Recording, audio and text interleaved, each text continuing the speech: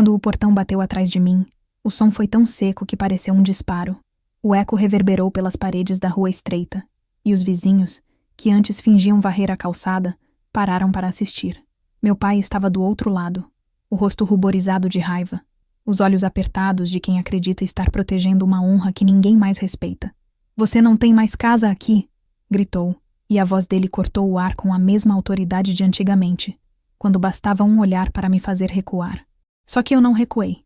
Fiquei parada, imóvel, com a mochila nos ombros, o uniforme civil amarrotado depois da viagem de 22 horas, e a sensação amarga de que, por mais que o tempo passasse, nada havia mudado naquele portão.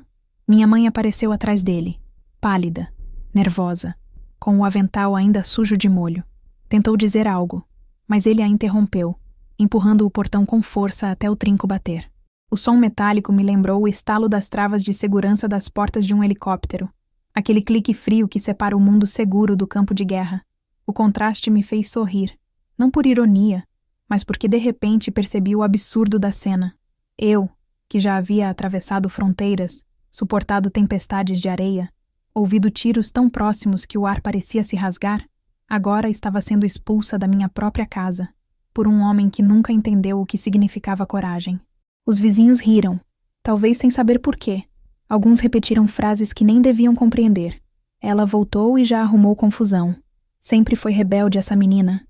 Outros, mais discretos, apenas olharam de canto, fingindo compaixão.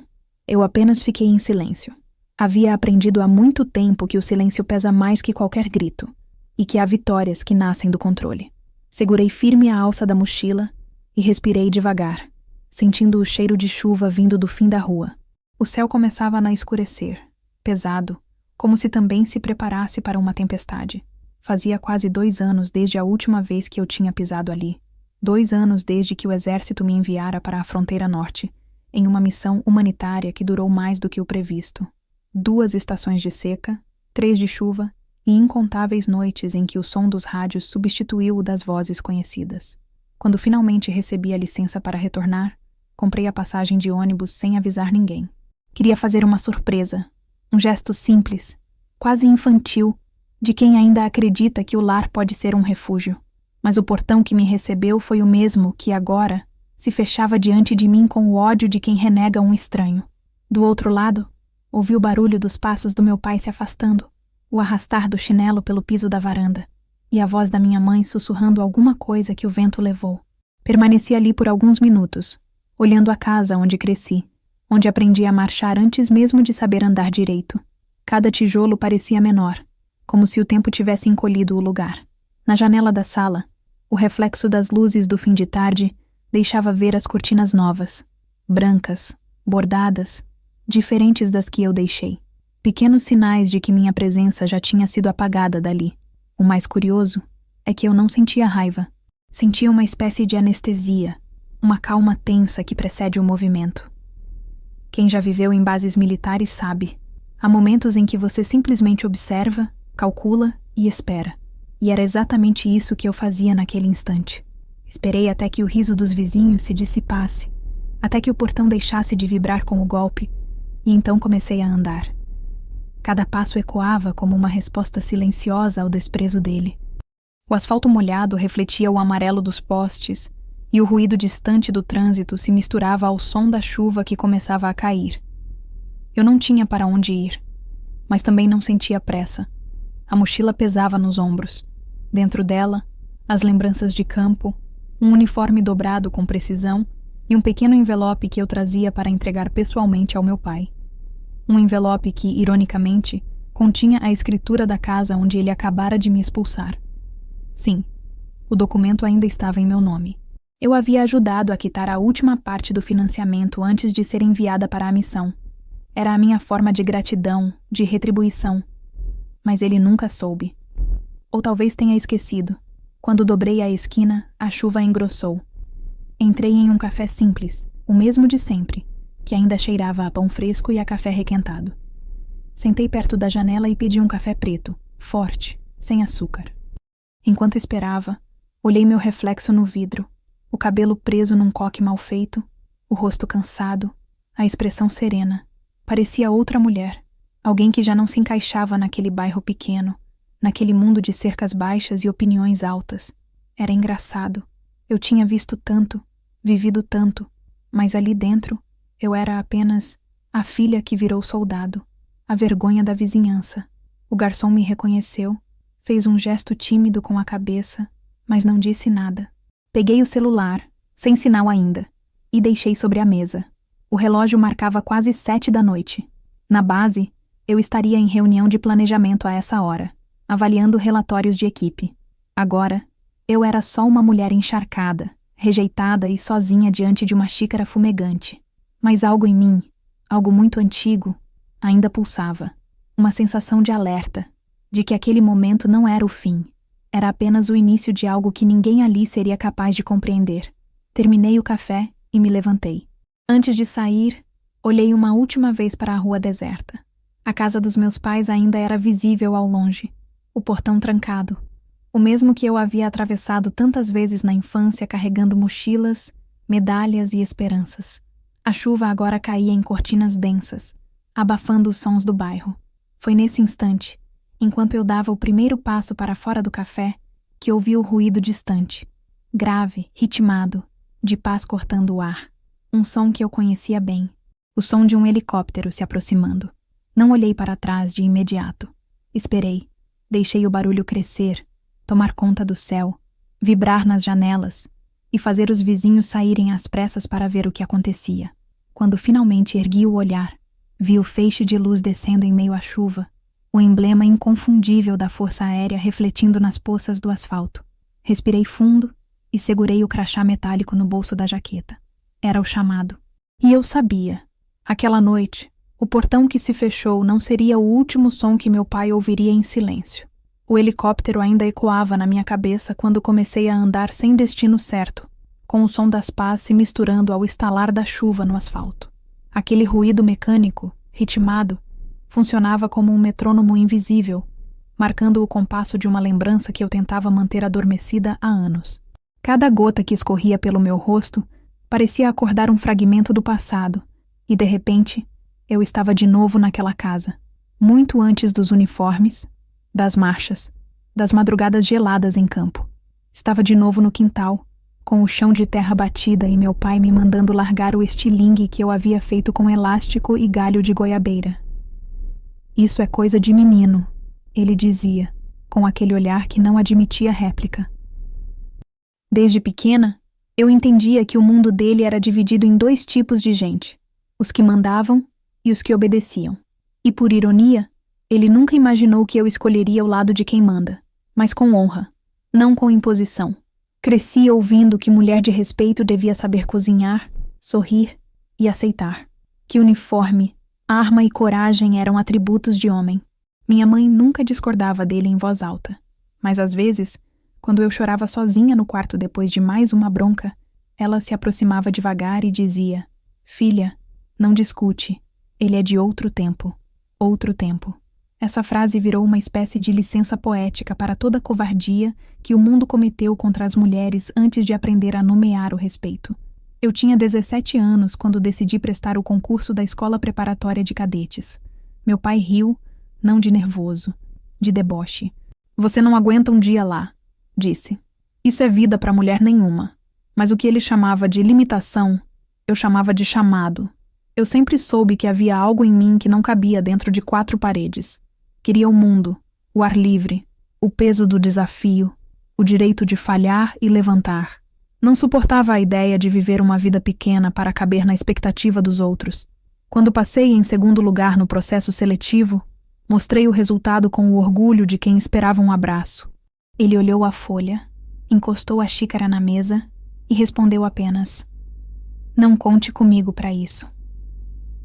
Foi minha mãe quem chorou escondido enquanto me ajudava a arrumar a mala. O olhar dela tinha um misto de medo e orgulho. Deixou alguns bilhetes dentro das roupas. Coisas simples. "Não esquece de comer. Reza antes de dormir." Eu nunca contei a ela, mas foi um desses bilhetes que encontrei numa manhã gelada de instrução, quando pensei em desistir. Ainda tenho o papel, amarelado, guardado dentro de uma das minhas medalhas, porque, ao contrário do que ele dizia, Coragem não nasce do grito. Nasce do cuidado silencioso de quem acredita em você mesmo quando o mundo inteiro duvida. Os primeiros anos na carreira foram duros. Eu era uma das poucas mulheres da turma, e o olhar dos colegas variava entre o respeito cauteloso e a desconfiança disfarçada. Aprendi a marchar como quem aprende a respirar, a desmontar fuzil no escuro, a dormir em chão de barro, a manter o foco quando o medo tentava se disfarçar de prudência. Cada cicatriz, cada calo, cada insônia era uma forma de me provar digna do caminho que escolhi. Enquanto isso, em casa, o silêncio crescia. O telefone raramente tocava. Quando eu ligava, minha mãe dizia que estava tudo bem, mas evitava colocar o pai na linha. Ele dizia que não havia o que conversar com quem quis virar homem. Com o tempo, fui me acostumando a essa ausência, como quem aprende a andar mancando até esquecer da dor. Recebi promoções, missões, condecorações. Estive em regiões de fronteira, em operações de resgate, em situações em que a vida dependia de segundos. E mesmo nesses lugares, com o barulho dos helicópteros, dos rádios e das explosões ao longe, às vezes o que ecoava mais alto era a lembrança dele, da voz dele, do portão dele batendo. Havia algo de inacabado naquela relação, uma necessidade infantil de provar que ele estava errado sobre mim. E no fundo, talvez fosse isso que ainda me mantinha de pé em cada missão. Foi durante uma dessas operações, no interior do Amazonas, que recebi a notícia de que minha mãe havia sofrido uma queda e estava internada. Pedi autorização para voltar, mas a missão era delicada demais, e eu sabia que se saísse naquele momento, colocaria outras vidas em risco. Cumpri o dever, mas o peso da culpa ficou. Quando finalmente cheguei ao hospital, semanas depois, ela já estava melhor, mas o olhar dela me disse tudo. Ele não aparecera um único dia, e quando me viu de farda, ainda com o emblema do exército no ombro, ele simplesmente virou o rosto. Não precisava vir com essa roupa, murmurou. Desde então, as visitas se tornaram mais raras.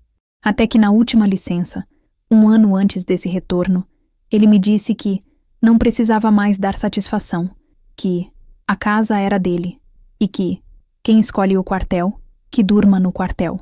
Essas frases ecoaram por meses, mas não me impediram de continuar enviando dinheiro, ajudando minha mãe e mantendo tudo em ordem.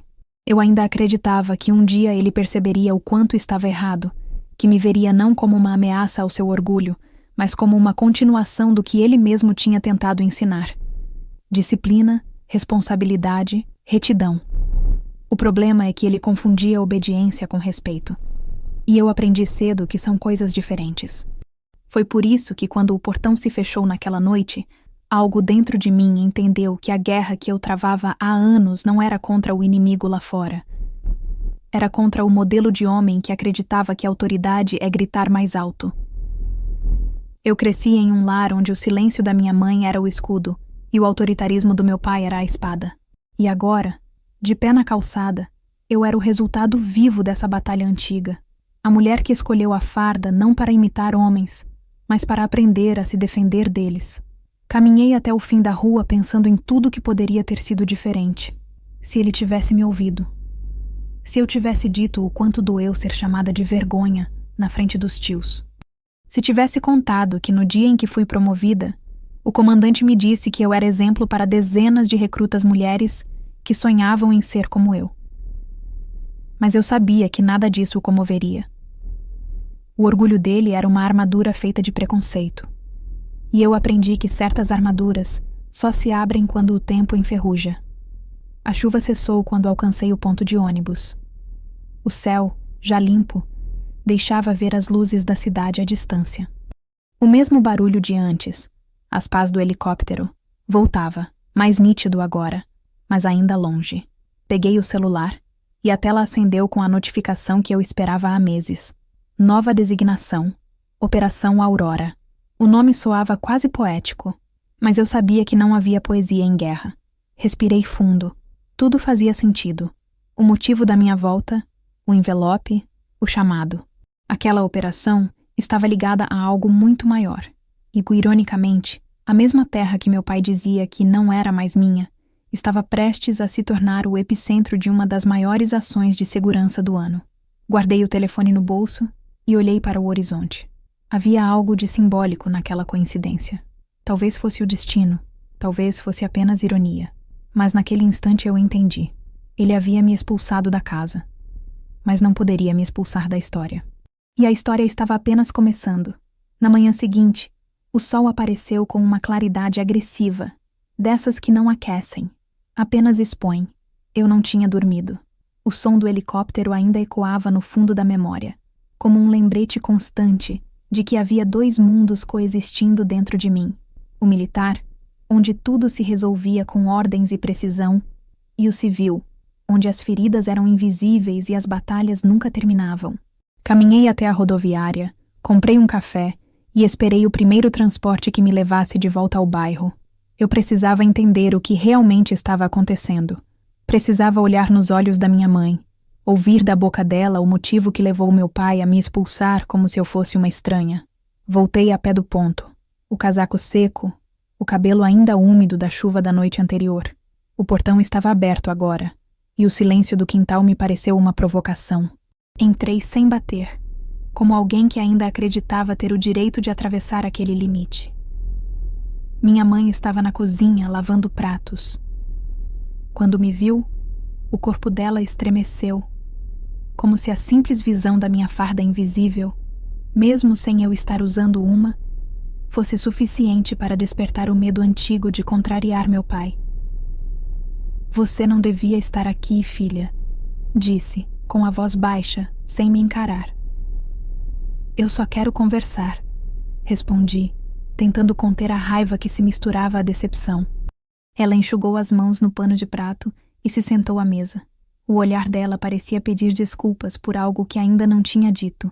Ele vendeu, murmurou, e essas duas palavras foram o suficiente para me fazer entender tudo antes que ela explicasse. O envelope que eu carregava no bolso, aquele com a escritura quitada, já não tinha valor algum. Como assim vendeu? Perguntei, mesmo sabendo a resposta. Ela desviou o olhar para o chão, e por um segundo, o silêncio foi mais cruel do que qualquer grito. Meu pai apareceu na porta, com aquele mesmo semblante endurecido, um cigarro pendendo do canto da boca.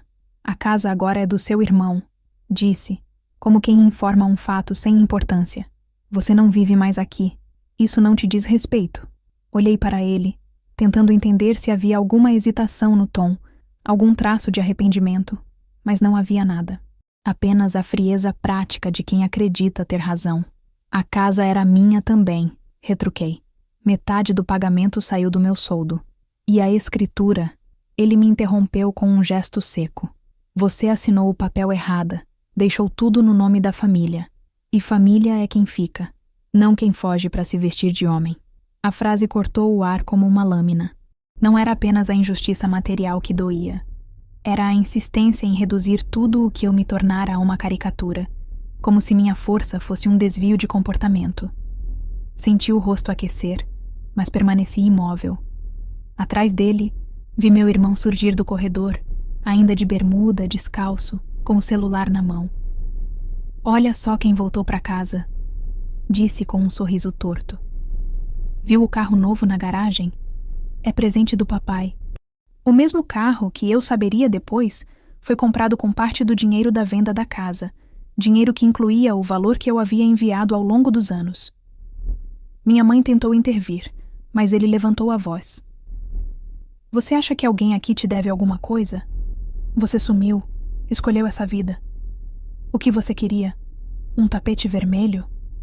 Por um instante, a raiva se transformou em um vazio absoluto.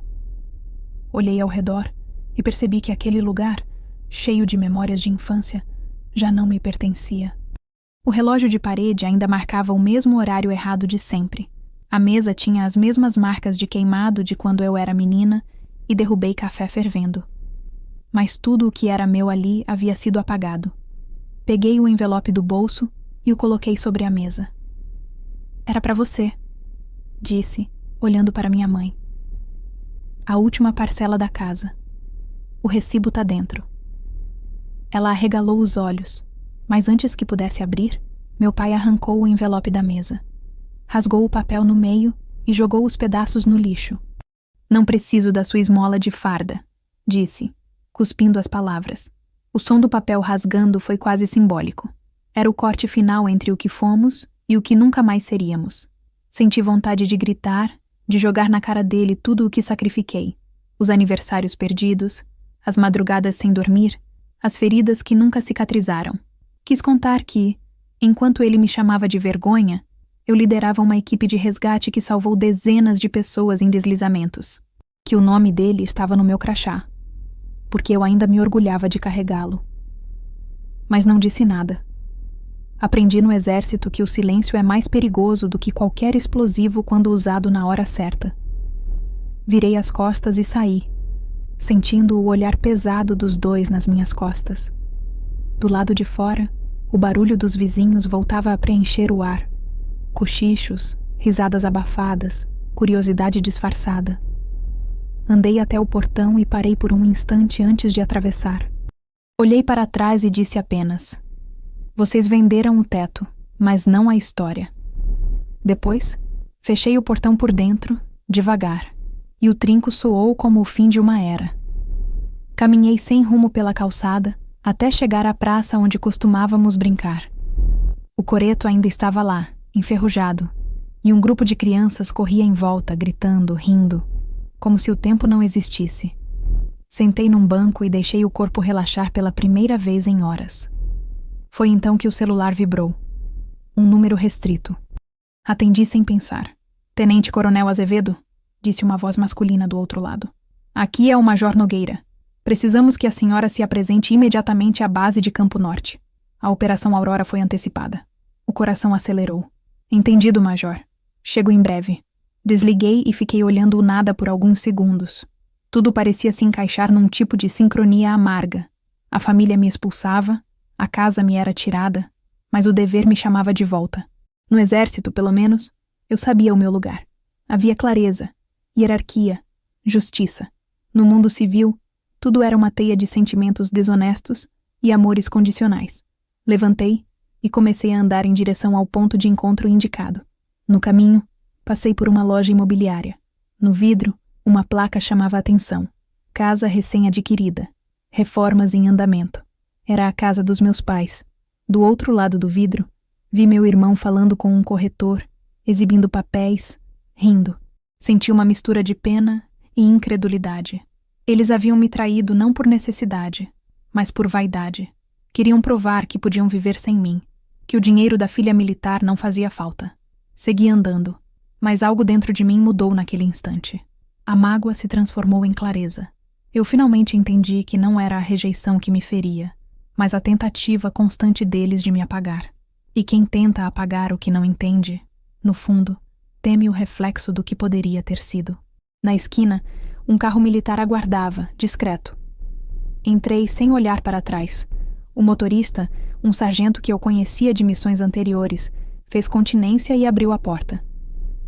"Tudo certo, senhora?" perguntou. Respondi apenas: "Agora sim." Ele acelerou, e o som do motor substituiu o ruído da confusão que deixava para trás. Enquanto o carro subia a estrada, a cidade foi ficando menor, as ruas estreitas desaparecendo no retrovisor. Lá embaixo, entre telhados e fios elétricos, estava a casa que um dia chamei de lar, agora propriedade de outros, sustentada por mentiras. Senti um peso sair do peito. Às vezes, perder tudo é a única forma de perceber o quanto já se estava presa. A paisagem mudou. O verde tomou conta das margens, e o vento começou a soprar mais frio. O som distante de outro helicóptero se aproximava. O sargento olhou pelo espelho e sorriu. "Vieram te buscar, tenente coronel." A mesma frase que, horas depois, ecoaria pelas ruas do bairro, quando meus vizinhos, os mesmos que riram de mim no portão, veriam o helicóptero pousar diante da casa dos meus pais. Eu não sabia ainda que o destino me daria a oportunidade de voltar a esse cenário, não como a filha rejeitada, mas como a mulher que carrega estrelas no ombro e silêncio no olhar. O tipo de silêncio que não se usa para fugir, mas para vencer. O helicóptero pairava sobre a pista de pouso quando eu desci do carro. O vento levantava redemoinhos de poeira, e o barulho das pás cortando o ar abafava qualquer outro som. Fiz sinal de positivo para o sargento e caminhei com passos firmes até a aeronave. O ar cheirava a querosene e responsabilidade. uma combinação que há anos fazia parte do meu sangue. Quando entrei, ajustei o capacete, prendi o cinto e fechei os olhos por alguns segundos. Era como se, ao cruzar aquela porta, eu atravessasse um portal invisível entre o mundo civil, cheio de ruídos emocionais, e o universo rígido onde tudo fazia sentido. Números, coordenadas, protocolos. Lá fora, o caos das relações humanas. Ali dentro, a matemática da sobrevivência. Enquanto o helicóptero ganhava altura, as imagens da manhã anterior insistiam em atravessar minha mente. O portão se fechando, o envelope rasgado, o olhar da minha mãe. Eu tentava afastar aquilo, mas era como um eco que se recusava a morrer. Lembrei-me do dia em que vesti a farda pela primeira vez. Eu tinha 21 anos e achava que o uniforme era uma armadura capaz de me proteger de tudo. Da dor, da solidão, da memória. Só muito depois aprendi que ele não era um escudo, mas uma extensão do que eu já era. Alguém que precisava de ordem para não se perder no caos. No exército, cada detalhe tem um significado.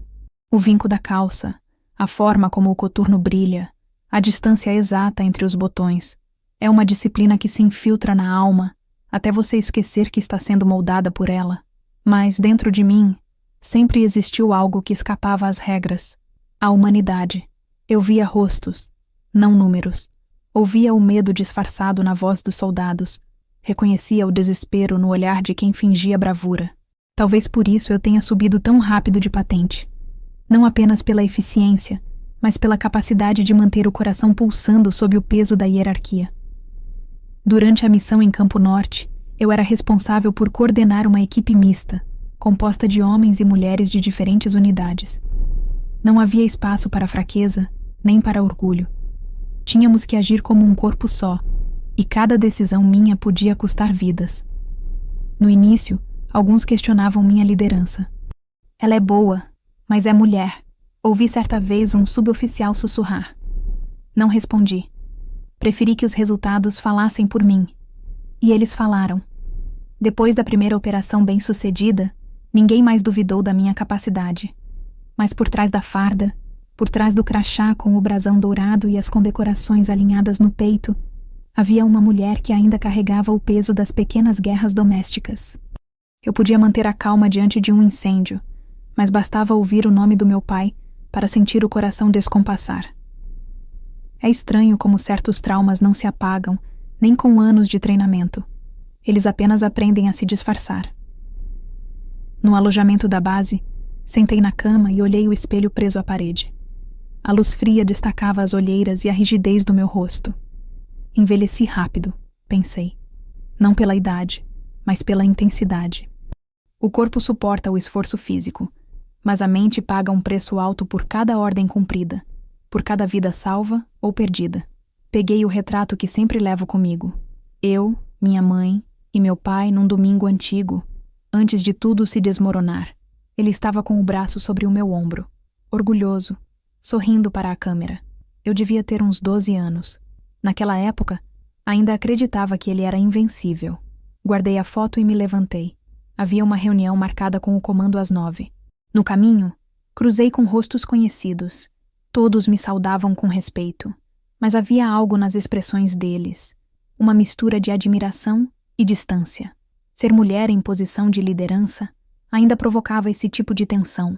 Ou te idealizam demais, ou esperam que desabe. Nenhum dos dois reconhece o que há de humano por trás da farda. Na sala de comando, o Major Nogueira projetava um mapa digital na parede. Posição das tropas, áreas de risco, rotas de abastecimento. Sentei-me, ajeitei o uniforme e ouvi em silêncio.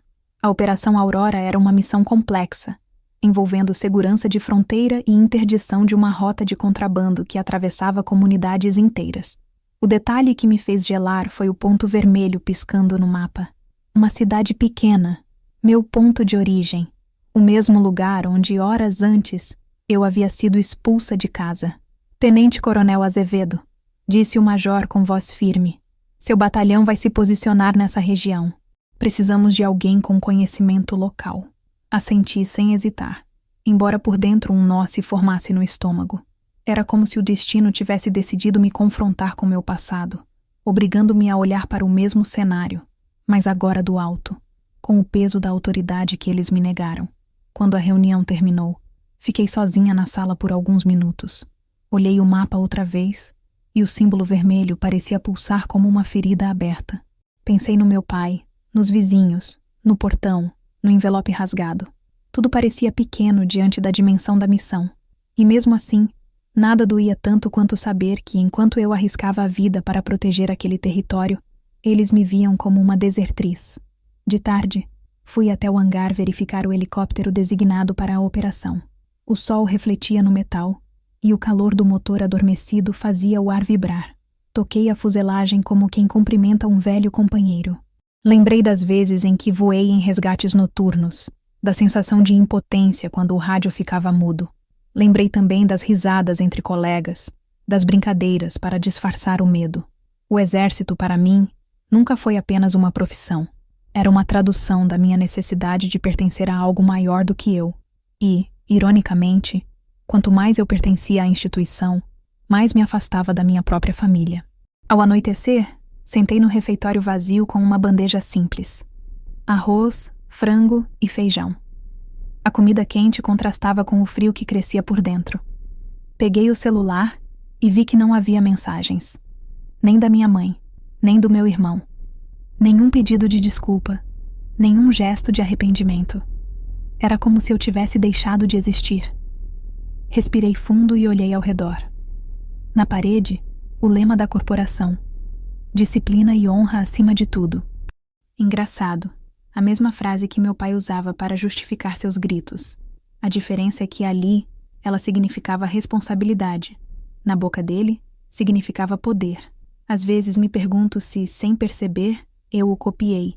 Se essa busca incessante por controle, por ordem, por retidão, não é apenas uma forma inconsciente de corrigir o que ele foi. Talvez toda mulher que desafia o próprio pai esteja, na verdade, tentando reconstruí-lo de um jeito mais justo. Eu não queria ser ele. Queria ser o que ele deveria ter sido. Alguém capaz de liderar sem humilhar, de impor respeito sem medo, de proteger sem ferir. Por volta da meia-noite, o major bateu à porta do alojamento. Partimos às 5, disse. Durma um pouco. Assenti, mas o sono não veio. Fiquei deitada, observando o teto metálico, ouvindo o ronco distante dos motores e o farfalhar do vento. Pensei em tudo que havia deixado para trás. A adolescência, os sonhos simples, as noites em que imaginei que um dia ele diria: "Tenho orgulho de você." Essa frase nunca veio, e talvez nunca venha. Mas naquela madrugada percebi que não precisava mais dela. Antes de adormecer, levantei e me olhei no espelho outra vez. A mulher refletida ali não era só uma militar. Era o resultado de todos os silêncios, todas as recusas, todas as portas fechadas. Era o reflexo de uma menina que aprendeu que coragem não é ausência de medo. É seguir mesmo tremendo.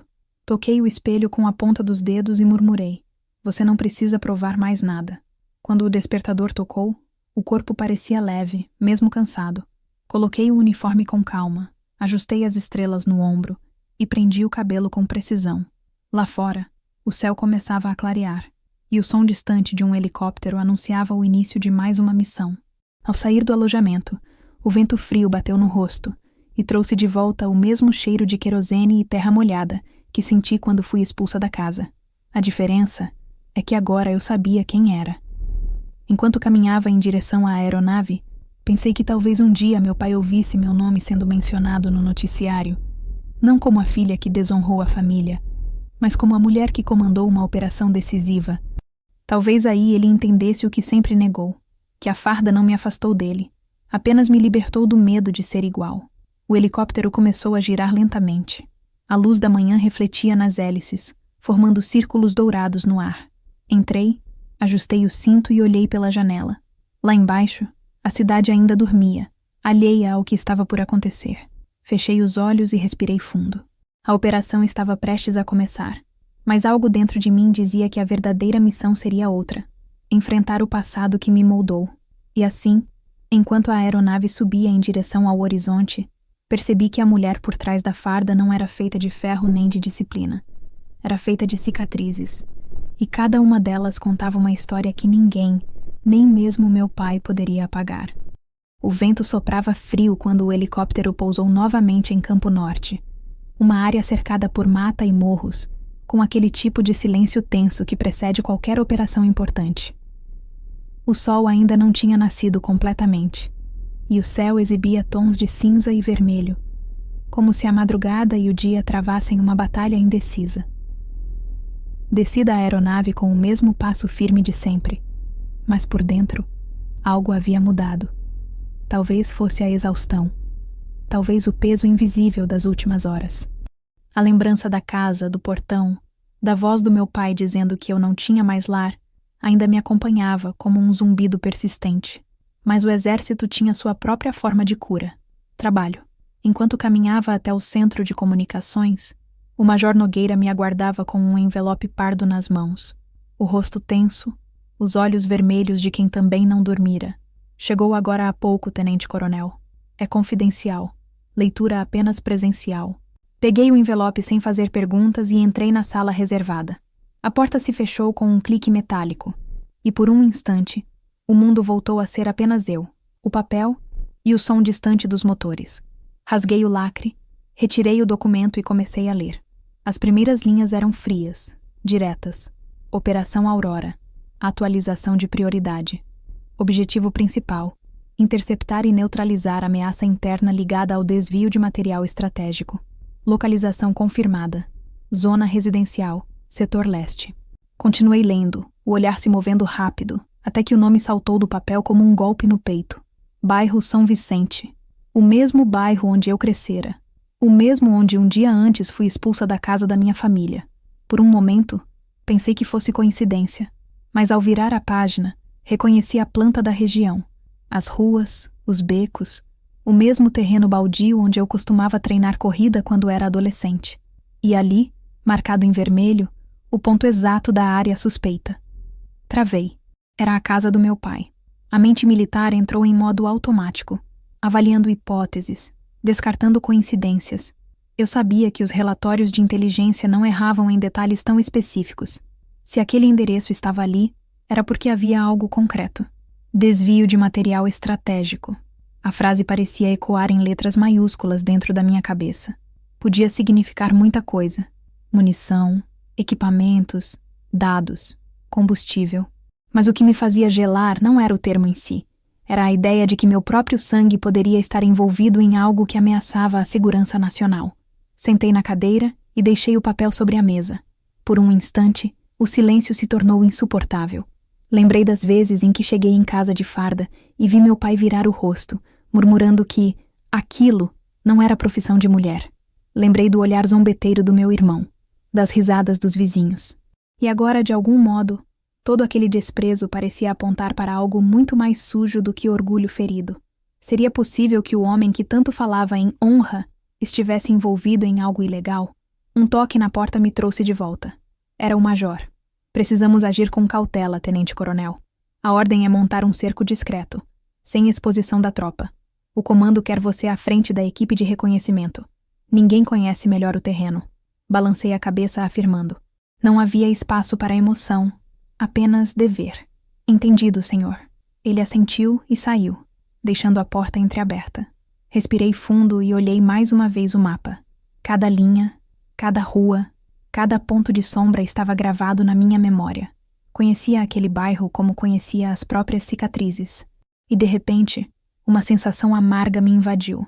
Talvez o destino tivesse decidido me colocar de volta naquele lugar, não para buscar reconciliação, mas para encerrar um ciclo que envolvia mais do que mágoa familiar. Nas horas seguintes, mergulhei nos preparativos da missão. A equipe foi escolhida a dedo. 12 militares, todos com experiência em operações urbanas.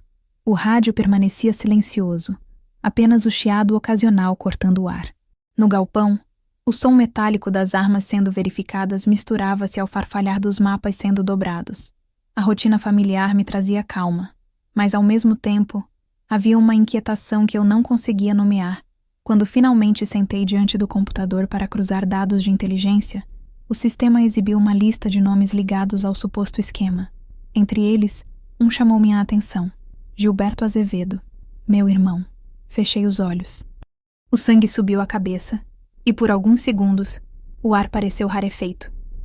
Meu instinto imediato foi negar. Devia ser outro. Um homônimo. Mas a data de nascimento confirmava. Era ele. E mais.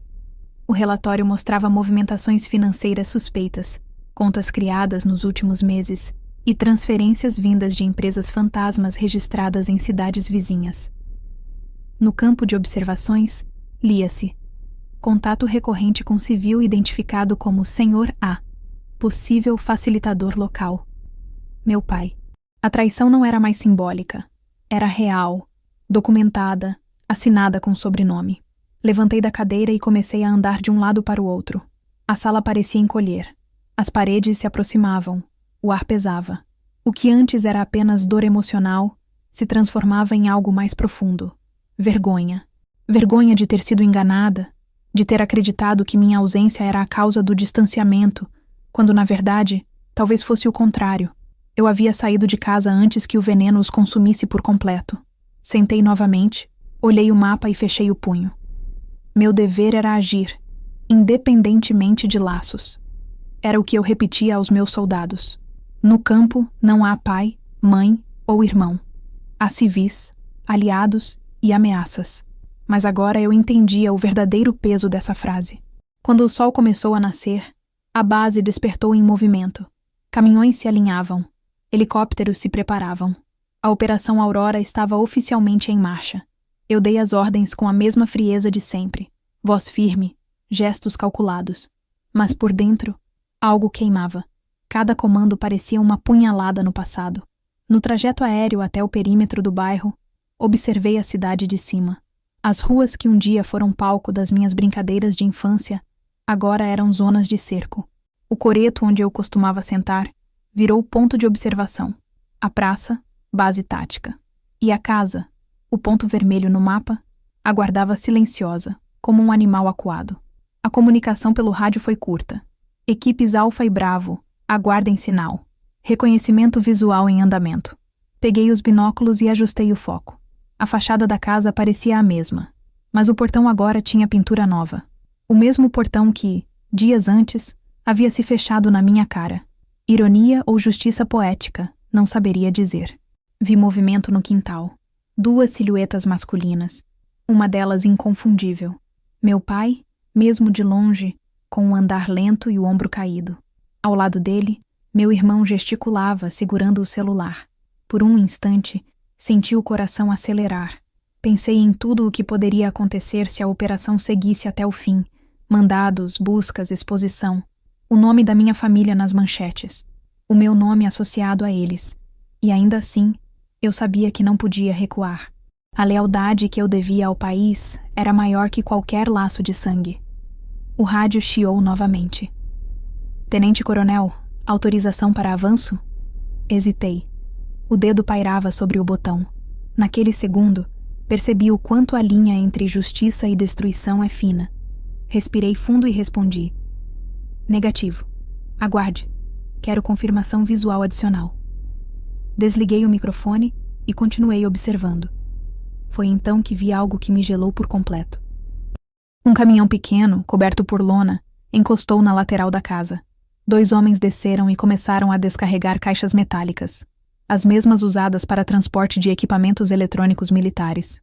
Reconheci de imediato a confirmação que eu precisava e que eu mais temia. Peguei o rádio e falei com voz firme, sem tremor. Autorizado, avanço imediato, sem alarde, prisões pacíficas se possível. Enquanto o helicóptero se afastava para dar cobertura aérea, senti o corpo endurecer. Eu havia dado a ordem. A partir dali, não havia volta. E de alguma forma, o destino havia escolhido que a minha maior batalha não seria contra inimigos estrangeiros, mas contra os fantasmas de dentro da minha própria casa. Olhei mais uma vez para o mapa e fechei o envelope pardo. As letras em negrito da capa pareciam zombar de mim. Sigiloso, acesso restrito. Mas já não havia segredo capaz de esconder o que estava prestes a acontecer. Era chegada a hora de voltar àquele portão. Não como filha, mas como tenente-coronel. E dessa vez, ninguém o fecharia diante de mim. O barulho das pás do helicóptero cortava o ar como um coração acelerado. Do alto, eu via o bairro inteiro se movendo em câmera lenta, acordando em confusão. Cachorros latiam. Pessoas saíam para as calçadas. Crianças apontavam para o céu. O vento que as hélices produziam arrancava folhas das árvores e levantava poeira. Uma poeira que parecia antiga, a mesma que há anos cobria as minhas lembranças daquele lugar. Segurei o microfone com firmeza, a voz seca, controlada, profissional. Equipes Alfa e Bravo, confirmem posição. O rádio respondeu com estalos e vozes tensas. Posição confirmada, alvos visuais prontos. Olhei para baixo e encontrei a casa. A casa. A mesma que eu deixei em silêncio 2 dias antes, com o portão batendo atrás de mim e o riso dos vizinhos rasgando o ar. Agora, ela parecia menor, cercada, sem poder, com o emblema da Força Aérea refletindo nas poças d'água da calçada. O portão, antes símbolo de rejeição, agora era um obstáculo prestes a cair. Respirei fundo. Eu não estava ali como filha, mas como comandante. Mesmo assim, era impossível não sentir o nó no estômago. Tenente-coronel, estamos aguardando ordem final para proceder. A voz do Major Nogueira vinha pelo rádio, firme, respeitosa, mas carregada de expectativa. Eu demorei alguns segundos para responder. Havia uma parte de mim que queria adiar o inevitável, outra que desejava acabar logo com aquilo, abrir o portão e expor a verdade. A verdade sempre chega, cedo ou tarde, e às vezes escolhe o momento mais cruel possível para se revelar. Autorizado, respondi. Atenção às laterais. A prioridade é conter e preservar a integridade de todos. O helicóptero iniciou a descida. O barulho se tornou ensurdecedor, o vento, violento. As hélices agitavam os galhos e as roupas penduradas nas varandas. As pessoas corriam para os portões, curiosas, assustadas. Lembro-me de ver o rosto de uma vizinha, Dona Ivone, parada na calçada com as mãos no peito, o avental voando. Era a mesma mulher que 2 dias antes havia rido quando meu pai me expulsou. Agora, ela olhava para o céu com uma mistura de espanto e reverência. O chão se aproximava. O helicóptero pousou a poucos metros da entrada da casa. Assim que o trem de pouso tocou o solo, os soldados saltaram, firmes, disciplinados, fuzis apontados para baixo, movimentos sincronizados. O comandante da equipe Alfa veio até mim. Área cercada, senhora. Estamos prontos. Ajustei o capacete, respirei fundo e saí da aeronave. O vento ainda soprava forte, e por um momento, o tempo pareceu parar. O portão estava fechado, mas eu podia ver, pelas frestas, o vulto do meu pai parado na varanda. O mesmo olhar de antes, mas agora havia algo novo nele, o medo. Ao lado dele, meu irmão, suando, com o celular nas mãos, como se tentasse explicar o inexplicável. O Major Nogueira se aproximou e, num tom formal, anunciou em voz alta: Senhor Gilberto Azevedo e Senhor Gilberto Filho, sob ordem judicial e militar, solicitamos a colaboração imediata para a inspeção do local. O portão rangeu. Meu pai demorou alguns segundos antes de destrancá-lo. Quando finalmente o fez, empurrou com a ponta dos dedos, hesitante, como se o próprio ferro queimasse. O portão abriu devagar, e o som foi o mesmo de antes, mas agora com um significado invertido. Aquele portão, que antes se fechava para me expulsar, agora se abria, porque o estado exigia. Caminhei até a entrada, o uniforme impecável, as botas marcando o chão molhado. Ele me olhou por um instante, e eu percebi o pânico se infiltrando nas feições que antes carregavam arrogância. A voz dele saiu trêmula. O que está acontecendo, Mariana? Era a primeira vez em anos que ele usava meu nome completo. Eu o encarei sem responder. Atrás de mim, os soldados assumiram posição. O som dos rádios e o clique das travas de segurança se misturavam ao sussurro dos vizinhos que começavam a se aglomerar nas janelas. Estamos em cumprimento de uma investigação federal, disse o major. Há suspeita de que este endereço esteja envolvido em movimentações ilegais de equipamentos de uso restrito. Meu irmão deu um passo à frente, nervoso. Isso é um absurdo. A senhora não pode invadir assim. Cadê o mandado? O major entregou o documento. Eu apenas observei. Ele pegou o papel com mãos trêmulas, leu rapidamente e me lançou um olhar de ódio. Você fez isso, né? Não podia deixar a gente em paz. Tinha que destruir tudo. Não respondi. Aprendi que a verdade não precisa se defender de gritos. Fiz um sinal e os soldados começaram a revistar o quintal. Minha mãe surgiu na porta da cozinha, pálida, com o avental sujo de farinha. "Meu Deus, o que vocês estão fazendo?" murmurou. Quando os olhos dela encontraram os meus, algo se quebrou. Não era ódio, nem medo. Era um reconhecimento silencioso de que ela sempre soube que esse momento viria. Os minutos seguintes se arrastaram como horas. As caixas foram encontradas atrás da garagem, cobertas por lonas pretas, exatamente como nos relatórios. Equipamentos de uso militar, cada um com número de série. Meu irmão tentou negar, mas a documentação era clara. Havia transações em nome dele. Quando um dos soldados trouxe à tona os comprovantes de transferência, o rosto do meu pai perdeu toda a cor. Eu não disse nada. Apenas fiquei parada, observando enquanto o mundo deles desmoronava. Cada mentira, cada frase dita contra mim, cada humilhação parecia agora ecoar de volta. Não como vingança, mas como consequência. O major se aproximou e falou em voz baixa. "Tenente-coronel, as evidências foram confirmadas. Deseja proceder com a detenção aqui ou aguardar transporte?" Respirei fundo. "Aqui mesmo", respondi. "Tudo deve ser feito com respeito. Eles ainda são civis." Ele assentiu e fez sinal para os soldados. Meu pai deu um passo à frente, tentando manter a postura. "Você acha que isso te faz melhor do que nós? Entrar aqui com esses homens, me envergonhar na frente de todo mundo? Foi para isso que virou militar?" Olhei para ele e pela primeira vez falei: "Não, pai. Eu virei militar para nunca mais precisar abaixar a cabeça para ninguém que confunde autoridade com grito." O silêncio que se seguiu foi absoluto. Até o barulho das hélices pareceu diminuir. Ele tentou responder, mas as palavras não vieram. A mãe chorava baixinho. O irmão olhava para o chão. Os vizinhos agora não riam. Observavam, atônitos, como se estivessem vendo um milagre ou uma maldição. Os soldados conduziram os dois para fora, com calma, sem algemas. O major cumpriu o protocolo, informando os direitos e o destino da condução. Eu me mantive imóvel, apenas observando. A cada passo que eles davam em direção ao carro militar, eu sentia uma mistura estranha de dor e libertação. Era como se finalmente o peso de todos os anos tivesse sido devolvido ao lugar certo. Quando o helicóptero começou a erguer voo novamente, a poeira subiu e cobriu parte da rua. As pessoas se protegeram com os braços, e eu olhei pela janela para o mesmo portão, agora aberto, balançando com o vento. Lá de cima, vi minha mãe parada no meio do quintal, pequena, frágil, perdida entre as sombras do que restava. Fechei os olhos. Não senti prazer, nem raiva.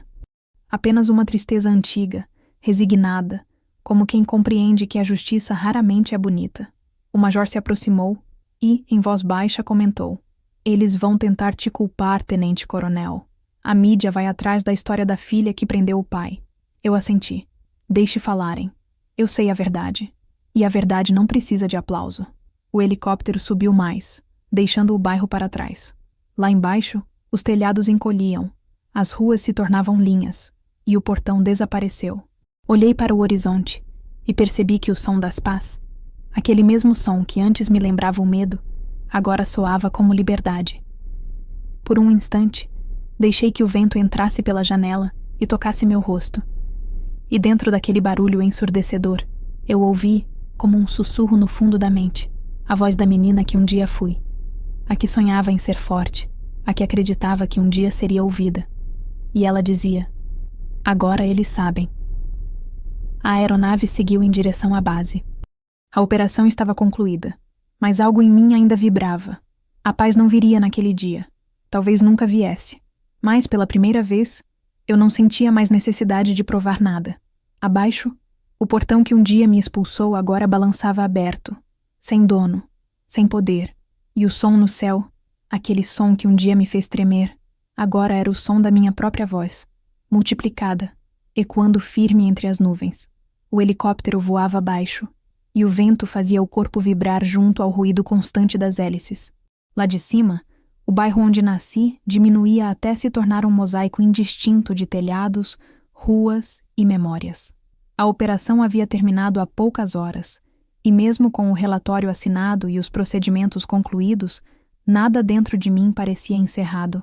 Eu olhava o horizonte e tentava compreender em que ponto a vida havia se distanciado tanto daquela menina, que um dia correu descalça pelas mesmas calçadas que agora estavam cercadas por tropas e fitas amarelas. O Major Nogueira sentou ao meu lado, o rosto endurecido, mas o olhar respeitoso. Foi um golpe difícil, tenente-coronel, mas a senhora agiu dentro da lei e da honra. Não havia escolha. Eu apenas assenti, sem desviar o olhar da janela. Era verdade. Eu não tinha escolha. Mas o peso da correção raramente é leve. O helicóptero começou a se afastar da cidade, e a voz do comandante no rádio anunciou que a equipe de perícia assumiria o controle da residência e do material apreendido. No retorno à base, a rotina voltou a se impor. Relatórios, assinaturas, termos de custódia. Cada documento exigia minha atenção, e cada linha escrita parecia uma tentativa inútil de racionalizar o que acabara de acontecer. Eu assinava com mão firme, mas por dentro sentia uma inquietação que não encontrava nome. Quando o expediente terminou, me retirei para o alojamento. O silêncio ali era quase absoluto, interrompido apenas pelo som distante de um gerador. Sentei na cama e fiquei olhando o crachá pendurado no espelho. Tenente-Coronel Mariana Azevedo. Lia-se em letras gravadas. Por muitos anos, aquele nome me deu força. Agora parecia uma divisão. De um lado, a oficial respeitada. Do outro, a filha que acabara de ver o pai e o irmão sendo levados sob custódia. Peguei o celular e vi dezenas de notificações, mensagens de jornalistas, chamadas de números desconhecidos e uma única ligação perdida da minha mãe. Hesitei antes de retornar. O toque soou por longos segundos antes que a voz dela, rouca e vacilante, atendesse. Mariana, disse meu nome como quem pede permissão para falar. Eles disseram que foi você quem mandou prender o seu pai. Isso é verdade? Fechei os olhos.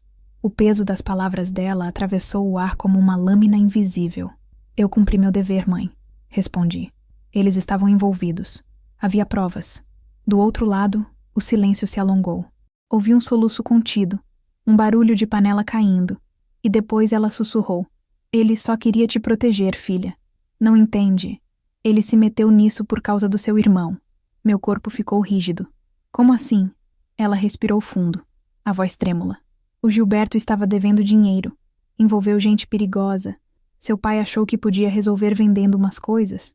Disseram que era só emprestar o nome, que ninguém sairia machucado. Quando percebeu que era coisa do exército, ele tentou sair, mas já era tarde. A cada palavra, o chão sob meus pés parecia ceder. Eu queria acreditar que ela estava apenas tentando suavizar o imperdoável, mas parte de mim sabia que poderia ser verdade. Meu pai sempre foi orgulhoso, impulsivo, mas não um criminoso. Talvez na tentativa de salvar o filho mais novo, tenha atravessado uma linha sem perceber o tamanho do abismo do outro lado. Mãe, por que não me contaram nada? Perguntei, a voz mais baixa. Ele não deixava, respondeu. Dizia que você tinha uma vida limpa, importante, e que não devia se misturar com isso. Disse que se você soubesse, nunca mais voltaria. A ironia era brutal. Eu havia voltado, e justamente para isso. Quando a ligação terminou, permaneci imóvel por longos minutos. Não chorei, apenas respirei fundo, tentando reorganizar os pensamentos. O instinto militar queria respostas objetivas, mas o coração de filha sabia que nada seria simples dali em diante. No dia seguinte, fui convocada para uma reunião no comando regional. O general me recebeu em silêncio, os olhos fixos em um relatório sobre a mesa. Tenente-Coronel Azevedo, começou ele. Sua atuação na Operação Aurora foi exemplar, mas a situação é delicada. O envolvimento de parentes diretos compromete a imagem da força. Precisamos lidar com isso com extremo cuidado. Assente mantendo a postura. Entendo, senhor. Queremos que a senhora assine uma declaração formal se afastando de qualquer participação pessoal no caso. O jurídico está redigindo o texto. Ele fez uma pausa e olhou diretamente para mim. Mas, entre nós, sei que esse tipo de dor não se apaga com documento. A senhora precisa se preparar para o impacto público. Saí da sala com o peso de quem carrega uma medalha e uma sentença ao mesmo tempo. No corredor, alguns soldados me cumprimentaram com discrição. Havia respeito em seus gestos, mas também uma curiosidade muda, um desconforto natural diante de uma história que atravessa os limites entre dever e sangue. Mais tarde, sozinha no gabinete, Reli o relatório da operação. Os números frios: 17 caixas apreendidas, 3 detidos, nenhum ferido, pareciam distantes da devastação pessoal que se escondia por trás deles. E então algo me chamou a atenção. O último item, redigido pela equipe de perícia. Entre os documentos apreendidos, identificou-se um dossiê contendo provas de que os envolvidos atuavam sob coerção e ameaça de grupo externo. Meu coração acelerou. Coerção. A palavra alterava tudo. Talvez meu pai e meu irmão não fossem os culpados diretos, mas apenas peças de um esquema maior. Abri o anexo e comecei a ler. Lá estavam recibos, mensagens interceptadas, gravações parciais. Um homem identificado apenas como Senhor H coordenava as operações e usava intermediários locais para movimentar os equipamentos. Entre as transcrições, uma frase me arrepiou. Azevedo vai cuidar da parte suja. Ele tem medo de sujar o nome da filha militar. Fechei o documento devagar. A raiva que eu sentia começou a se transformar em outra coisa. Um tipo de compreensão amarga.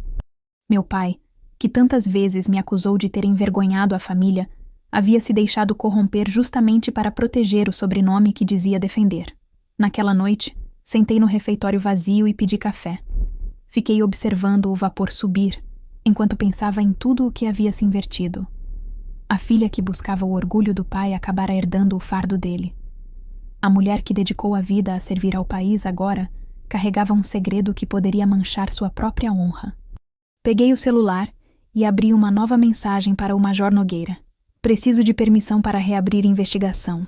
Existem indícios de coerção e envolvimento de terceiros. Não posso deixar isso encoberto. Enviei e esperei. Alguns minutos depois, ele respondeu. Comandante, entendo, mas o comando superior quer encerrar o caso discretamente. Recomendo cautela. Cautela. A palavra soava como um obstáculo. O sistema militar tem horror a escândalos. E nada assusta mais do que um caso que mistura hierarquia e laços familiares. Mas eu sabia que não poderia dormir em paz sem descobrir toda a verdade. Passei a madrugada relendo os arquivos. O nome Senhor H aparecia ligado a uma rede de contrabando de peças de comunicação, com ramificações em empresas fornecedoras das Forças Armadas. Tudo apontava para algo muito maior do que um erro individual. E foi então que percebi. Talvez o portão que meu pai fechou não tivesse sido o único. Havia portões muito mais altos, invisíveis, que se fechavam dentro do próprio sistema que eu jurara servir. Na manhã seguinte, pedi autorização para uma nova missão de verificação. O pedido foi negado. O caso está encerrado, disseram. As provas já bastam para a condenação. Mas o instinto dentro de mim não se calava. Algo me dizia que eu não podia parar ali. Se meu pai havia se afundado tentando proteger o nome da família, eu precisava ir até o fim para resgatar o que ainda podia ser salvo. A verdade. Olhei pela janela do gabinete e o céu parecia o mesmo de dias atrás, cortado por helicópteros, carregando barulhos de guerra e promessas de justiça. Só que agora eu entendia. O verdadeiro inimigo não estava fora. Ele se escondia em silêncios, em segredos e em nomes codificados que preferiam permanecer invisíveis. Enquanto o sol subia no horizonte, prometi a mim mesma.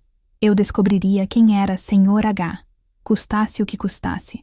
Porque se o sangue da minha família havia sido manchado por um erro, eu seria a primeira a limpá-lo, nem que para isso precisasse enfrentar o mesmo sistema que um dia me ensinou a obedecer.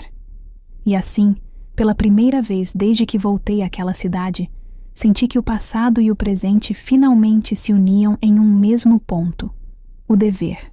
Só que agora, ele não era apenas militar, era pessoal. As horas seguintes foram um borrão de protocolos e silêncios.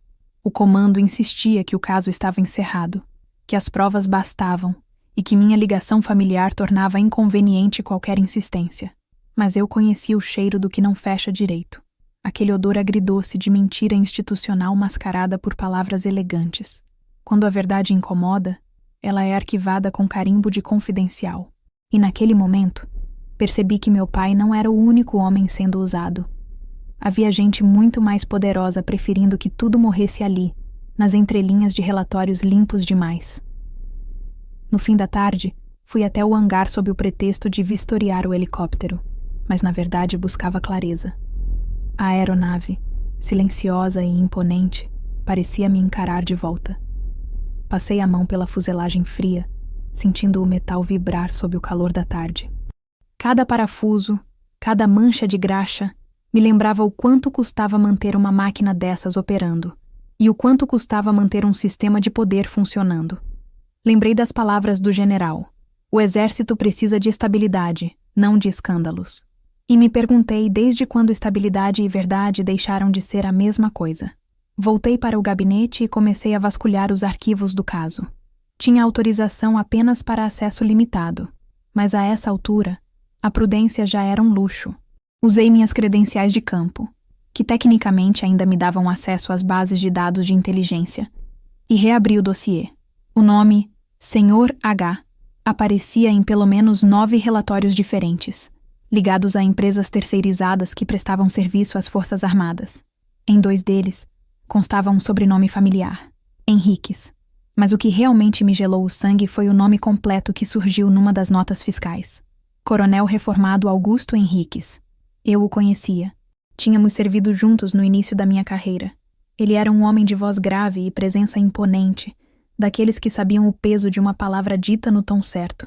Durante anos foi considerado uma referência, e agora descobria que estava por trás de uma rede que usava civis como fachada para desvio de materiais militares, exatamente o tipo de corrupção que ele dizia combater.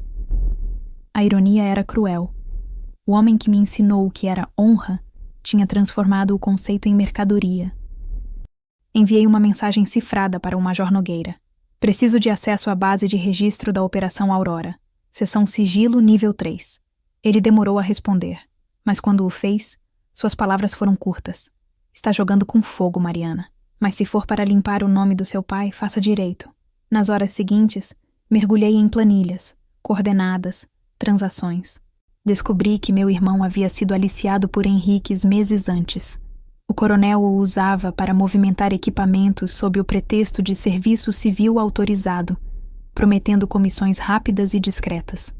Meu pai, ao perceber o erro, tentou romper, mas Henriques o ameaçou com a exposição das transações. Foi aí que ele cedeu. Vendeu a casa, cobriu a dívida do filho e provavelmente acreditou que o assunto havia terminado. Não terminou. Quando finalmente me afastei da tela, o relógio marcava quase 3 da manhã. O alojamento estava escuro, e o som distante da base noturna parecia vir de outro mundo. Sentei na cama e tirei as botas. O corpo doía, mas a mente girava num ritmo impossível. Eu sabia que denunciar Henrique significava abrir uma ferida dentro do próprio exército, e feridas assim não cicatrizam facilmente. Também sabia que, se seguisse em frente, seria vista como traidora por muitos. Mas o silêncio nunca foi a minha linguagem. No dia seguinte fui chamada à sala do general outra vez. Ele estava com o rosto tenso, segurando um jornal. Na capa, uma manchete gritava: "Filha militar comanda a operação que prende próprio pai e irmão." A matéria era cheia de distorções, insinuações e detalhes pessoais que só podiam ter saído de dentro da própria corporação. "Alguém vazou o relatório", disse ele sem rodeios. "E agora, a senhora está no centro da tempestade. O comando precisa de um gesto de contenção, um afastamento voluntário." Ouvi tudo em silêncio. Cada palavra era um tiro em câmera lenta. "Com todo respeito, senhor, um afastamento agora é o mesmo que admitir culpa." Ele suspirou, cansado. "Não se trata de culpa, tenente-coronel. Trata-se de estratégia." Aquela palavra me soou como veneno. Estratégia. Era a justificativa preferida dos que sacrificam a verdade em nome da conveniência. "Com licença, senhor", respondi, e saí antes que ele pudesse continuar. No corredor, os olhares se desviavam de mim. Era impressionante a velocidade com que o respeito se transforma em suspeita. Um dia você é o exemplo, no outro, o rumor. Mas eu já tinha enfrentado algo parecido antes, nos anos em que precisei provar que uma mulher podia liderar. Agora, eu teria que provar que a mesma mulher podia enfrentar o próprio sistema que a promoveu. Voltei ao alojamento e comecei a redigir um relatório paralelo. Nele, descrevi tudo o que descobrira sobre Henriques. As empresas, as transferências, os nomes intermediários. Não incluí sentimentos, apenas fatos. Anexei os documentos e os enviei para 3 destinos diferentes: o gabinete do ministro, a corregedoria militar e uma jornalista de confiança que eu conhecia desde os tempos em que atuava em missões humanitárias. Se era para pagar o preço, que fosse com recibo. No fim da tarde, recebi uma ligação cifrada. Era o próprio Henriques. Tenente Coronel Azevedo, disse ele com voz mansa, quase paternal. Lamento o que aconteceu com sua família, mas certas coisas são grandes demais para que uma pessoa sozinha tente mudar. Fiquei em silêncio. Ele prosseguiu. Posso garantir que tudo será resolvido. Basta parar. Não se envolva mais. A calma dele me provocou náusea. O senhor está me ameaçando? Perguntei. Do outro lado, uma risada curta. Estou oferecendo proteção, Mariana. Acredite, a força não vai te proteger quando a poeira baixar. A linha ficou muda. Fiquei segurando o telefone, ouvindo o som do próprio coração. Naquela noite, o céu estava encoberto e o ar parecia pesado demais para respirar. Fui até o pátio da base, onde o vento cortava frio. A lua se escondia atrás das nuvens e o cheiro de chuva vinha do sul. Sentei no degrau de concreto e deixei o tempo passar. O uniforme me apertava, como se o próprio tecido soubesse que algo dentro de mim estava prestes a romper. Pensei em meu pai, não como o homem que me expulsou, mas como aquele que um dia me carregou no colo, dizendo que coragem era fazer o certo mesmo quando o certo dói. Ele havia esquecido dessa frase. Eu não. À meia-noite, uma viatura parou diante do portão. 2 oficiais desceram. Tenente Coronel Azevedo? Perguntou o mais velho. Recebemos ordem para conduzi-la à corregedoria. Eu já esperava. O relatório havia sido interceptado. Senti um arrepio percorrer o corpo, mas mantive a postura. Claro, respondi. Tenho nada a esconder. Durante o trajeto, o silêncio era tão denso que dava para ouvir o zumbido dos cabos elétricos nas ruas. As luzes da cidade passavam rápidas, refletindo no vidro da janela. Eu pensava no preço de cada escolha, o preço de calar, o preço de falar. Quando chegamos, fui recebida por um capitão que evitava me encarar. Procedimento de rotina, disse ele com voz ensaiada. Fui interrogada por horas. Perguntaram se eu havia vazado informações, se mantinha contato com jornalistas, se tinha motivação pessoal. Respondi tudo com frieza.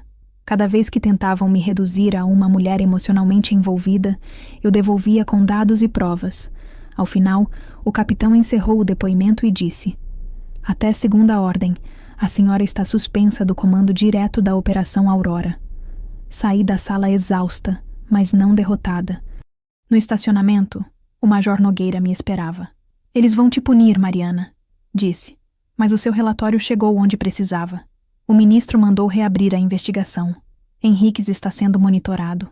Por um instante fechei os olhos. O ar noturno cheirava a gasolina e esperança. Valeu a pena, então, murmurei. Ele assentiu. Toda missão tem um preço, tenente-coronel. A sua foi cara, mas justa. Voltei para o alojamento com o corpo pesado, mas o coração leve. A punição viria. Talvez afastamento, talvez silêncio institucional. Mas o ciclo estava se cumprindo. Naquela noite, dormi poucas horas, sonhando com o barulho das pás do helicóptero e o portão da casa do meu pai se abrindo devagar. O preço que paguei não foi a suspensão, nem a exposição pública. O verdadeiro preço foi entender que a lealdade, quando é cega, se transforma em prisão, e que para servir de verdade, às vezes é preciso desobedecer. Quando acordei, o sol nascia sobre a pista da base, e o helicóptero aguardava, imóvel, como um símbolo de tudo o que eu havia perdido, e de tudo o que ainda podia ser salvo. A manhã seguinte amanheceu densa, abafada, com o tipo de silêncio que antecede as tempestades. Eu estava oficialmente afastada do comando. A notícia correra rápido, e o que antes era um quartel cheio de vozes agora me parecia um corredor de ecos e olhares desviados. Cada passo que eu dava soava diferente, como se o chão, antes firme, tivesse se tornado um campo minado. O crachá ainda pendia no meu pescoço, mas já não me reconhecia no reflexo metálico da insígnia. Era estranho. Eu sempre acreditei que a farda fosse uma extensão da minha identidade. Mas naquele dia, percebi o quanto ela também podia ser uma armadura de silêncio. Passei a manhã preenchendo relatórios de transição, devolvendo chaves e assinando formulários de suspensão. Tudo burocrático, tudo frio, tudo feito com a cordialidade forçada de quem teme ser visto demais. O Major Nogueira veio se despedir. Tinha os olhos cansados e o tom contido de quem fala com alguém que se tornou um risco político. Você fez o que precisava ser feito, Mariana, mas o sistema tem memória longa e não gosta de quem abre janelas. Eu sorri sem humor. O sistema me criou, Nogueira. Talvez ele só esteja me engolindo de volta. Ele suspirou, apertou minha mão e saiu. Fiquei ali, sozinha, observando o pátio vazio da base. O vento agitava a bandeira no mastro e levantava a poeira que se depositava sobre as botas dos soldados em formação distante. Eu sabia que minha carreira estava suspensa, talvez para sempre. Mas havia algo em mim que não se arrependia. A verdade tinha custado caro, mas eu não me venderia ao conforto da covardia. Ainda assim, a sensação era de luto. Luto por tudo que deixei de ser para me tornar o que sou. Decidi sair da base por algumas horas. Caminhei até o vilarejo próximo, onde as pessoas pareciam viver em outro ritmo, alheias ao peso das fardas e das ordens. O barulho dos motores e dos rádios ficou para trás, substituído pelo som de passos em ruas de terra e pelo murmúrio das feiras. A normalidade das pessoas comuns me atingiu como um soco. Aquele tipo de normalidade que eu já não saberia reproduzir. Sentei em uma cafeteria pequena e pedi um café forte. A dona, uma mulher idosa de sorriso tímido, não me reconheceu, e eu gostei disso. Gostei de ser apenas uma mulher cansada, sem título, sem patente, sem passado. Ela colocou o café na mesa e disse: "Parece que a senhora precisa descansar." Assenti, e foi tudo. Nenhuma pergunta, nenhum olhar curioso. Apenas a gentileza anônima que o mundo militar raramente permite. Enquanto tomava o café, o celular vibrou. Um número desconhecido piscava na tela. Hesitei antes de atender, mas algo me disse que deveria. A voz do outro lado era trêmula, familiar. Filha? Era minha mãe. Eu me endireitei na cadeira, o coração acelerando. Fazia semanas que não nos falávamos desde a operação. Mãe? Ela respirou fundo antes de continuar. Seu pai, ele está doente. Está em um hospital militar. Pedi para um conhecido te localizar. Ele quer te ver. Por um instante, o tempo parou. Por que agora? Perguntei, tentando manter a voz firme. Ela soluçou. Porque ele finalmente entendeu. Disse que precisa falar com você antes que seja tarde. Senti uma pontada no peito. Uma mistura de raiva, amor e exaustão. Pensei em recusar, em dizer que já era tarde demais, mas algo dentro de mim, talvez o mesmo instinto que sempre me fez voltar para o campo de batalha, me empurrou a levantar. Onde ele está? Ela me passou o endereço. Era o hospital da guarnição central, em outra cidade. Peguei o casaco e saí sem terminar o café. O caminho foi longo e silencioso. O sol já estava alto quando cheguei ao portão de entrada. Mostrei a identificação e fui autorizada a entrar. Os corredores cheiravam a desinfetante e arrependimento. O som ritmado dos monitores cardíacos me acompanhava até o quarto. Quando entrei, meu pai estava acordado, pálido, os olhos fundos, mas ainda com aquela expressão orgulhosa que nem o tempo conseguira apagar completamente. Ao me ver, tentou se levantar, mas desistiu. "Não precisa, pai", disse. "Fique deitado." Ele assentiu, e por um momento, nenhum de nós soube o que dizer. "Eu vi o que você fez", começou, a voz rouca. "Soube que enfrentou os superiores, que não se calou. Não tinha outra escolha", respondi. "Você sempre teve escolha, Mariana. E sempre escolheu o mais difícil." Ele riu fraco, uma tosse curta interrompendo o riso. "Acho que, no fim, somos mais parecidos do que eu queria admitir." Ficamos em silêncio. O monitor apitava em intervalos regulares e o ar parecia pesado demais. "Por que você nunca me contou?" Perguntei enfim. Sobre Henriques, sobre o Gilberto, sobre tudo. Ele desviou o olhar para a janela. "Por que eu me envergonhei? Eu te critiquei por ser mulher, por ser militar. Mas a verdade é que sempre te admirei. Você teve coragem. Eu não. Quando percebi que seu irmão estava metido até o pescoço, eu já não sabia como consertar. Fui covarde. E quando te vi chegar com aquele uniforme, senti medo. Medo de que você visse o homem que eu realmente era. Pequeno, fraco, orgulhoso." As palavras dele me atravessaram. Por um momento, o rancor que eu guardava se dissolveu em algo mais antigo, mais primal. Compaixão. Ele parecia menor, reduzido ao que realmente era. Um homem tentando entender os próprios erros tarde demais. "Eu não queria te expulsar", continuou. "Aquela noite, eu só não sabia como te encarar. Você era tudo o que eu falhei em ser."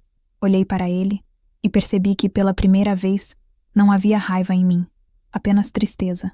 Eu não vim te julgar, pai. Vim porque ainda sou sua filha, e porque, apesar de tudo, eu te perdoei há muito tempo, só não tinha percebido. Ele respirou fundo, os olhos marejados. Você me salvou, Mariana, e salvou o nome da nossa família. A enfermeira entrou, verificou os monitores e saiu discretamente. Ele me olhou de novo, com um brilho novo nos olhos. Promete uma coisa? Se eu puder. Cuida da sua mãe e não deixa que o que eu fiz te defina. O seu caminho é maior que o meu erro. Assenti. Segurei a mão dele, fria, trêmula. Ficamos assim por longos minutos, sem palavras. Lá fora, o som distante de um helicóptero ecoou. Talvez coincidência, talvez ironia. Ele fechou os olhos. Um meio sorriso se desenhou nos lábios. E então o monitor apitou uma vez, longa e contínua. Saí do quarto em silêncio, as mãos ainda trêmulas. Minha mãe me esperava no corredor, os olhos inchados. Quando me viu, começou a chorar. Abracei-a e ela se desfez em soluços.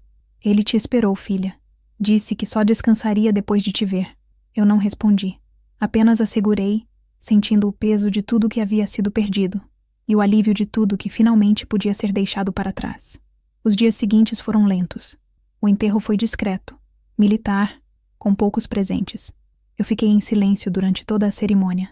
Quando a bandeira foi dobrada e entregue à minha mãe, ela me olhou com o mesmo orgulho silencioso que eu buscara durante toda a vida. Naquela noite, de volta ao alojamento, sentei diante da janela e fiquei observando o céu. O barulho dos helicópteros voltava de tempos em tempos, cortando a madrugada, e eu percebi que aquele som, que antes me lembrava obediência e dever, agora soava diferente, como uma voz distante me chamando de volta à vida. Peguei o telefone e liguei para o Major Nogueira. Ele atendeu com a voz sonolenta. Preciso saber uma coisa, disse. O caso Henriques foi encerrado? Não oficialmente, mas o comando está se movendo. Por quê? Porque eu ainda tenho trabalho a fazer. Antes que ele pudesse responder, desliguei. Fiquei olhando o reflexo da lua na janela, e pela primeira vez em muito tempo, senti que não devia mais nada a ninguém, nem ao passado, nem à instituição, nem à culpa. O portão que me expulsou agora estava fechado para sempre, mas o céu, esse, continuava aberto. A vida havia cobrado seu preço, mas no fim, eu ainda estava de pé. E para quem sobreviveu a tantas guerras, internas e externas, isso já era uma vitória. O vento da madrugada soprava como um sussurro antigo quando deixei o alojamento pela última vez. A base dormia em silêncio, iluminada apenas pelos refletores altos que lançavam feixes amarelos sobre o asfalto úmido. O eco das minhas botas era o único som que preenchia o pátio, como se cada passo marcasse o fim de uma era. Eu sabia que aquele seria o meu último dia ali, não por decisão oficial, mas porque algo dentro de mim já havia encerrado o ciclo. Não havia mais fardas que me coubessem, nem ordens que fizessem sentido. A Operação Henrique seguia em andamento, mas agora estava nas mãos de outros oficiais, longe da minha vista e da minha voz. O Major Nogueira me ligara na noite anterior. Você virou um símbolo, Mariana.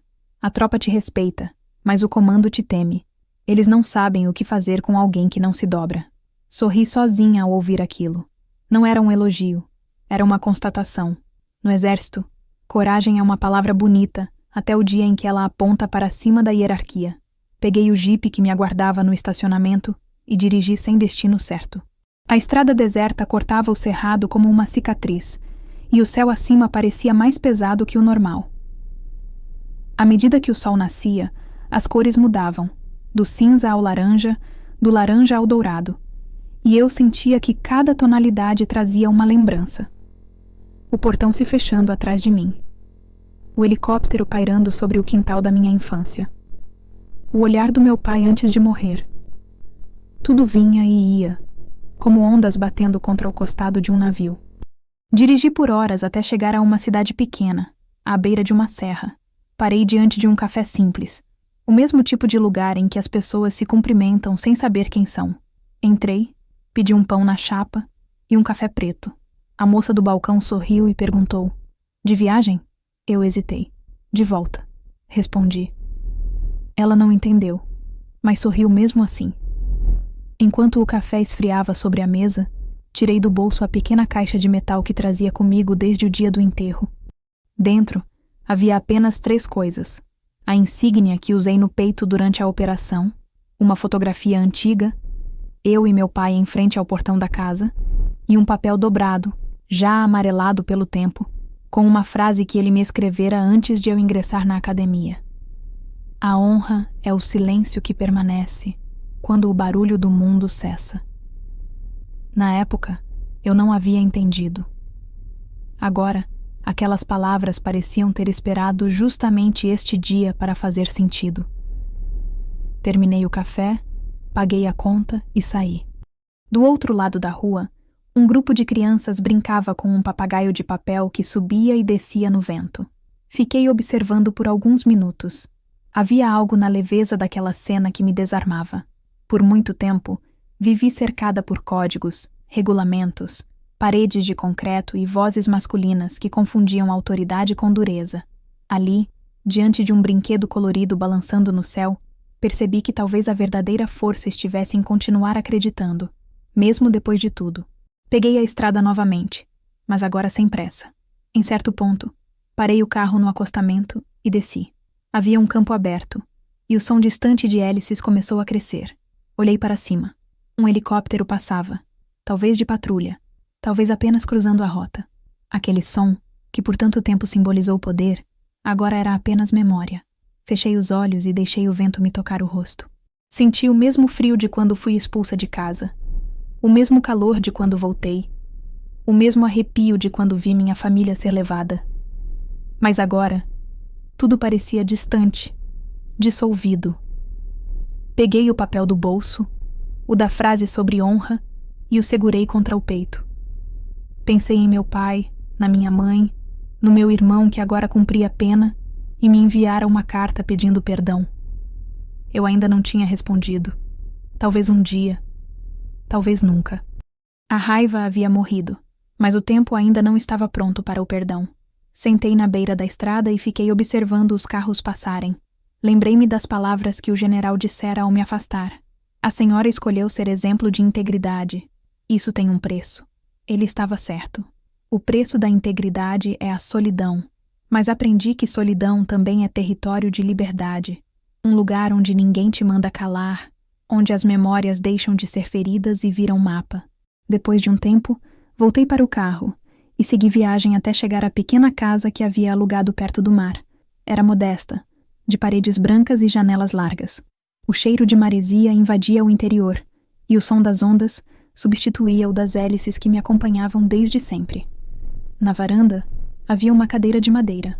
Sentei, tirei as botas e deixei os pés tocarem o chão frio. Nos dias seguintes, estabeleci uma rotina que beirava o anonimato. Caminhava pela praia ao amanhecer, ajudava um pescador local a consertar redes, lia os jornais antigos que ele guardava em pilhas no canto da canoa. Às vezes, as manchetes ainda traziam meu nome, acompanhadas de adjetivos ambíguos: heróica, polêmica, controversa. Nenhuma delas me definia. Eu havia aprendido que as pessoas só enxergam fragmentos, e que cada um escolhe o fragmento que o faz sentir menos vulnerável. À tarde, sentava-me diante do mar com um caderno em branco. Comecei a escrever, não relatórios nem ordens, mas lembranças.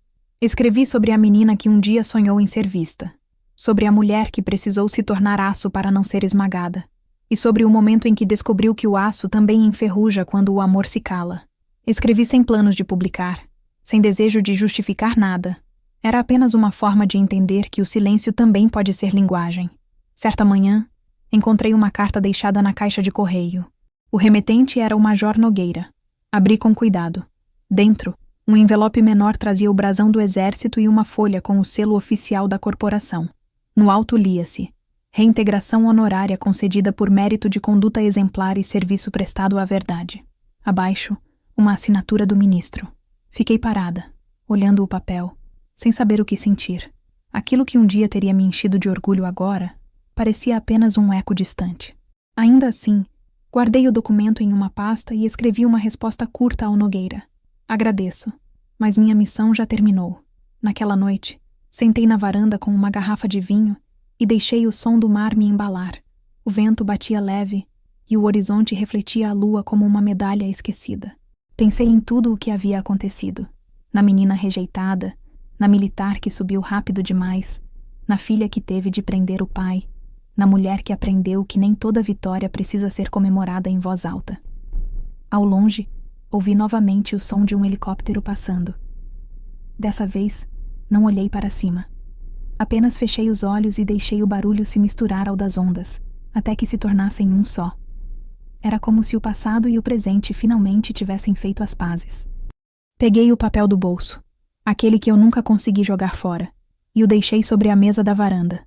A brisa o moveu devagar, fazendo-o flutuar por um instante antes de pousar de novo. Sorri. Entendi, então, o que meu pai quis dizer sobre o silêncio da honra. Não era a ausência de som. Era o momento em que, depois de tudo, você pode escutar a si mesma sem medo. Naquela madrugada, antes de adormecer, escrevi a última linha do meu caderno. A vida me ensinou que coragem não é erguer a voz, mas continuar firme quando todos esperam que você desista. Fechei o caderno, apaguei a luz e deixei o mar falar por mim. O som do vento, o bater das ondas e a lembrança das hélices se confundiram, até se tornarem uma única melodia.